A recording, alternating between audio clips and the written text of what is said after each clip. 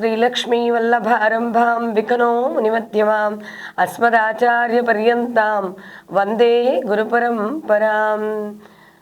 శుక్లాంబరధరం విష్ణుం శశివర్ణం చతుర్భుజం ప్రసన్నవదనం ధ్యాయేత్ సర్వవిఘ్నోపశాంతయే. జీకే డిజిటల్ న్యూస్ ప్రేక్షకులందరికీ శుభోదయం. ఈరోజు కాలగమనం కార్యక్రమంలో కాలగమనాన్ని తెలుసుకుందాం. శ్రీ క్రోధినామ సంవత్సరం, ఉత్తరాయణం, శిశిర ఋతువు, ఫాల్గుణ మాసం, శుక్లపక్షం, బుధవారం. తిథి షష్ఠి, సాయంత్రం 5:51 వరకు. నక్షత్రం భరణి, ఉదయం 7:26 వరకు. తర్వాత కృతికా నక్షత్రం ప్రారంభమవుతుంది. కృతికా నక్షత్రం తెల్లవారుజామున 5:49 వరకు ఉంటుంది. ఈరోజు అమృత గడియలు తెల్లవారుజామున 3:26 నుండి 4:54 వరకు.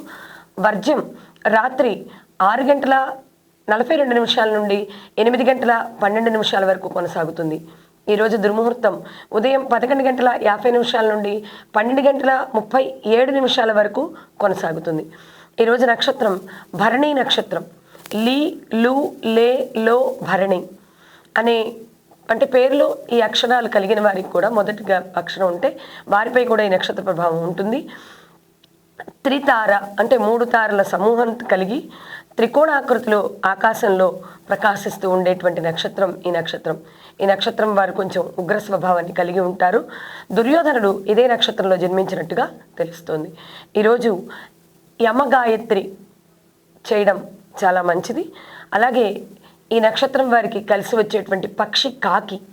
కాకికి ఆహారం పెట్టిన, కాకికి చక్కగా కావలసినటువంటి ఆహారాన్ని అందించిన ఈరోజు శుభం చేకూరుతుంది. అలాగే ఈరోజు బయటికి వెళ్దాం అనుకున్న వాళ్ళు, ప్రయాణానికి వెళ్దాం అనుకున్న వాళ్ళు గుడాన్నం అంటే బెల్లంతో చేసినటువంటి అన్నాన్ని నివేదన చేసి స్వామివారికి అది ప్రసాదంగా స్వీకరించి వెళ్ళడం మంచిది. వీరికి కలిసి వచ్చేటువంటి వృక్షం ఆమ్ల వృక్షం అంటే ఉసిరి చెట్టు.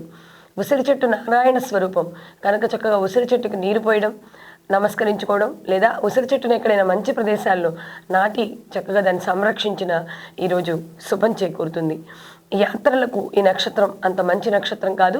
యాత్రలకు బయలుదేరదాం అనుకున్న వాళ్ళు భరణి నక్షత్రం కాకుండా బయలుదేరడం మంచిది.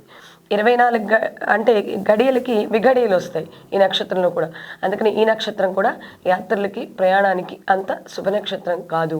కనుక ఈరోజు మనం యమగాయత్రిని చేయడం, బుధవారం విఘ్నేశ్వరుడికి చాలా ప్రీతిపాత్రమైనటువంటి రోజు కనుక విఘ్నేశ్వరుని ఆరాధన చేసుకొని సకల శుభాల్ని పొందుదాం. శుభం భూయాత్.